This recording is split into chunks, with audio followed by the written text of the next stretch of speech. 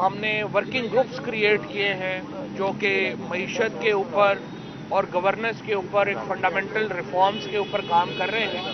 اس سلسلے میں آج جو ہے وہ بھی میٹنگ جو ہیں وہ ہیں, اور ہم ایک وائٹ پیپر لا رہے ہیں اکانومی کے اوپر, ایک وائٹ پیپر لا رہے ہیں ہیومن رائٹس کے ایشوز کے اوپر, اور جو پاکستان کا رول آف لا جس طرح سے نیچے گیا ہے. اور آج اعظم سواتی صاحب نے جو خط بھی لکھا ہے چیف جسٹس اسلام آباد ہائی کورٹ کو, اور کہا ہے کہ جی آپ ہمارے مقدمے نہ سنیں. میں سمجھتا ہوں کہ یہ ان کی اوپینین ہے, اس کی رسپیکٹ ہونی چاہیے. اور اگر آپ جو بھی معاملہ ہے, جب تک آپ مطمئن نہ ہوں نظام انصاف سے اور جج سے, ظاہر ہے کہ آپ کا یہ ہے معاملہ کہ آپ نے اس کو کرنا ہے.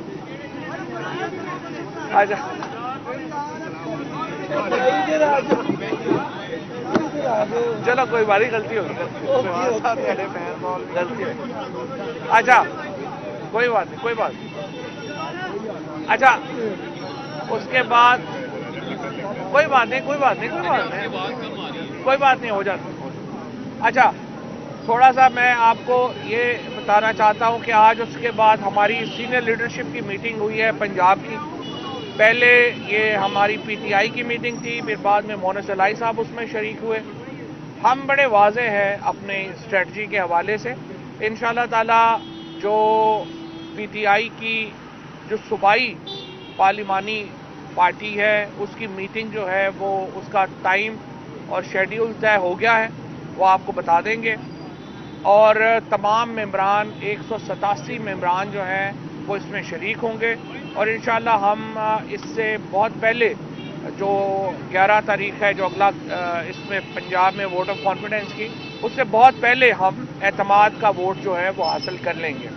اس کے ساتھ ساتھ اس وقت نون لیگ کی کچھ جو ایم پی ایز ہیں جو کہ ہمارے ساتھ ایڈجسٹمنٹ کرنا چاہتے ہیں, سیٹ ایڈجسٹمنٹ پہ آنا چاہتے ہیں, ہم ان کو بھی جو ہے وہ کنسیڈر کر رہے ہیں.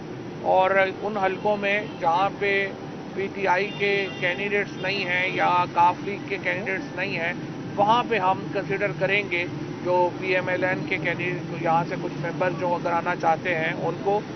اور انشاءاللہ انتخابات جو ہیں وہ قریب ہیں, ہم نیشنل الیکشن کی طرف بڑھ رہے ہیں.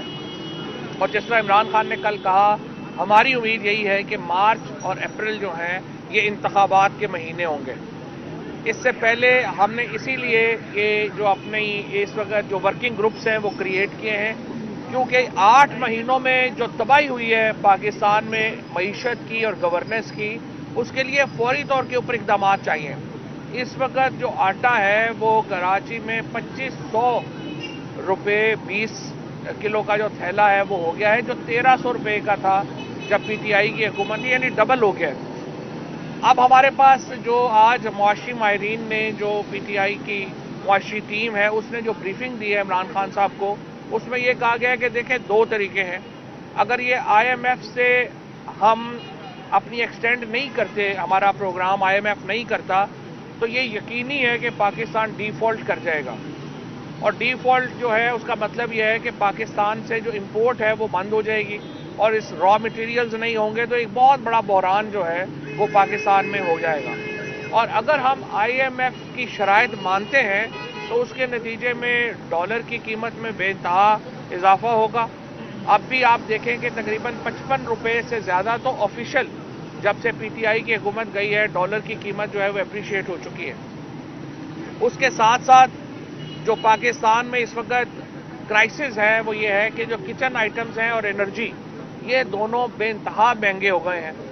ہم نے جو اسکیم بنائی تھی جس میں ہم نے سستا کیا تھا تیل اور بجلی کو, اور اس کے ساتھ ہم یہ کر رہے تھے کہ روس کے ساتھ معاہدہ کر رہے تھے اور انشور کر رہے تھے کہ یہ پاکستان کے لوگوں کو تیل اور گیس اور پیٹرول جو ہے وہ سستا ملے تاکہ انڈسٹری چلتی رہے. اس حکومت نے آ کے مکمل بند کر دیا. اب ہم نے 55 لاکھ نوکریاں پیدا کی تھی, اس حکومت میں آ کے اب صرف فیصلہ آباد میں ٹیکسٹائل کہہ رہی ہے, ٹیکسٹائل سیکٹر کہہ رہا ہے کہ 15 لاکھ سے زیادہ نوکریاں ختم ہو گئی ہیں. تو پاکستان میں ایک طرف مہنگائی بڑھ رہی ہے, دوسری طرف نوکریاں ختم ہو رہی ہیں.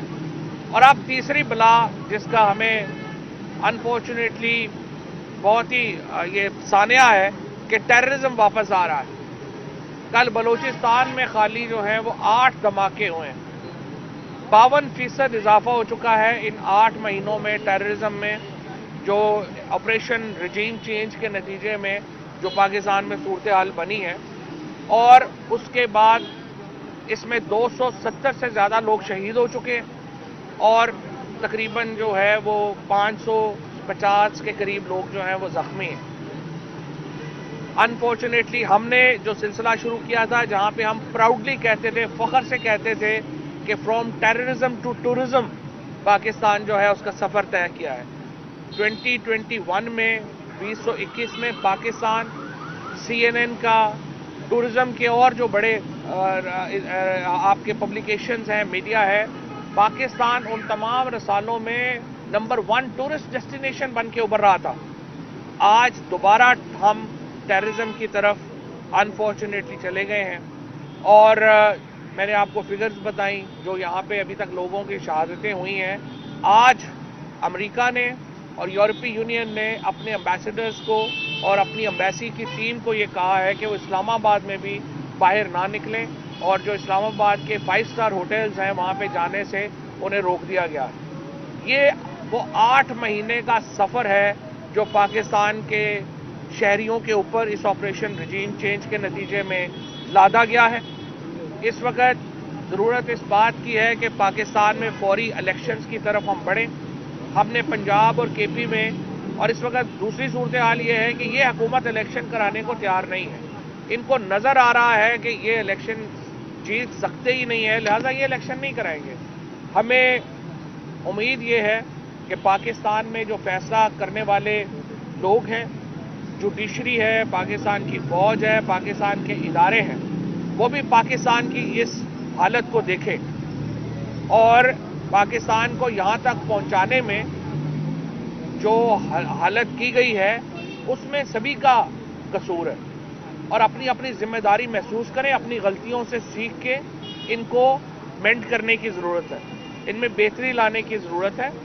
اور پاکستان کے عوام اس وقت پاکستان میں پولیٹیکل سٹیبلٹی چاہتے ہیں، سیاسی استحکام چاہتے ہیں، اور ہم یہ سمجھتے ہیں کہ پاکستان میں الیکشن کرانے کے لیے اداروں کو بھی اور جو باقی پولیٹیکل فورسز ہیں ان کو بھی اپنا کردار ادا کرنا چاہیے، ورنہ بہت دیر ہو جائے گی اور اس کا کانسیکوینسز جو ہیں، اس کے جو نتائج ہیں وہ پاکستان کے لیے اچھے نہیں ہوں گے. فرق حبیب صاحب، یہ جتنی صورتحال آپ کے سامنے فواد چودھری صاحب نے آپ کے سامنے جو صورتحال رکھی ہے، اس ساری صورتحال کے اندر اگر آپ دیکھیں تو ایک فیکٹر ایسا ہے کہ حکومت گمشدہ نظر آتی ہے.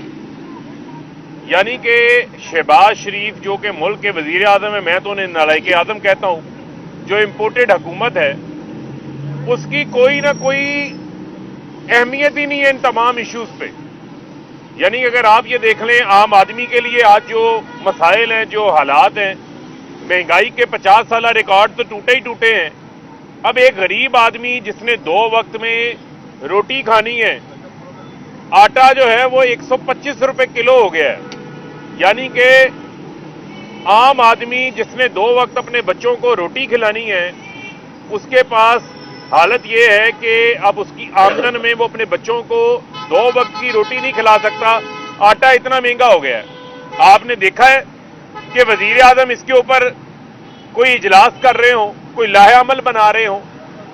یہاں ملک کے اندر دہشت گردی بڑھ گئی ہے، ملک کے اندر افغانستان کے ساتھ جو صورتحال میں ایک ڈیٹیریٹنگ سچویشن نظر آتی ہے.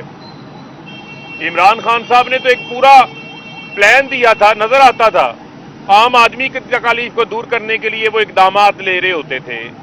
آج ملک کی سیکیورٹی کی حالت کو بہتر کرنے کے لیے، خارجہ سطح کے معاملات کو بہتر کرنے کے لیے وہ خود ایک لیڈرشپ کا رول پلے کر رہے ہوتے تھے.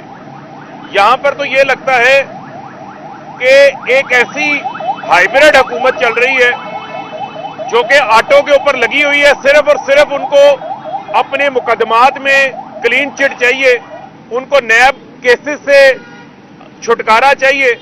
عوام کا نقصان ہوتا جائے، لوگ بے روزگار ہوتے جائیں. یعنی 20 لاکھ لوگ اس 8 ماہ میں بے روزگار ہوئے ہیں. 7.5 लाख लोग मुल्क छोड़ के बाहर चले गए, जो ब्रेन ड्रेन हुआ है यहाँ पे।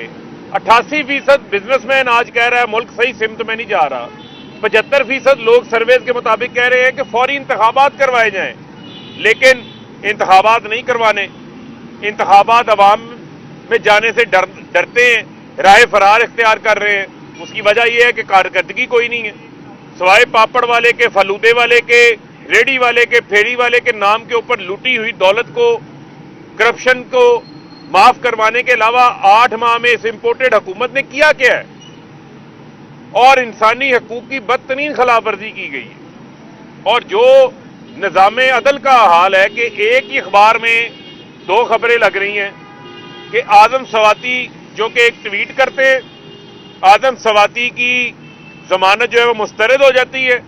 वजीर आजम के दामाद हारून यूसुफ 4 साल बाद पाकिस्तान आते हैं, नैब में मतलूब थे, मफरूर थे, उनकी हिफाजती जमानत हो जाती है। सलमान शहबाज 16 अरब रुपए का FIA का केस, 7.5 अरब रुपए का TT का केस। 4 साल शहबाज शरीफ कहते रहे कि इस करप्शन का सलमान शहबाज को पता है, मुझे तो पता ही नहीं है। वो वापस आते हैं, उसको हिफाजती जमानत मिल जाती है। 75 साला सेनेटर, तशद्दुद उसके ऊपर हो जाता है, अज़वाजी जिंदगी से मुतल्लिक उसकी वीडियो शेयर कर दी जाती है, जुल्म के पहाड़ तोड़ दिए जाते हैं। जो जज जमानत महफूज, जो जज फैसला महफूज करता है, उसका तबादला हो जाता है, उसको जमानत नहीं मिलेगी। चोरों डाकुओं को जमानतें मिलनी शुरू हो जाएंगी। यही वजह है कि ये हर वो काम करने को तैयार हुए हुए हैं जिससे पाकिस्तान पीछे जा रहा है, मुल्क का नुकसान हो रहा है। लिहाजा इस वक्त इमरान खान ही आखिरी उम्मीद की किरण है जिससे लोगों को उम्मीद है, और लोग ये चाहते हैं कि वो अपना फैसला इंतखाबात के में वोट के जरिए करें। और जो इंतखाबात के रास्ते में रुकावट बन रहा है, उसमें उसको डिले कर रहा है, वो मुल्क का नुकसान कर रहा है और जाती मुफाद के ऊपर मुल्क के मुफाद को तरजीह दी जा रही है। खुदारा मुल्क का सोचें और मुल्क में इंतखाबात होने दें।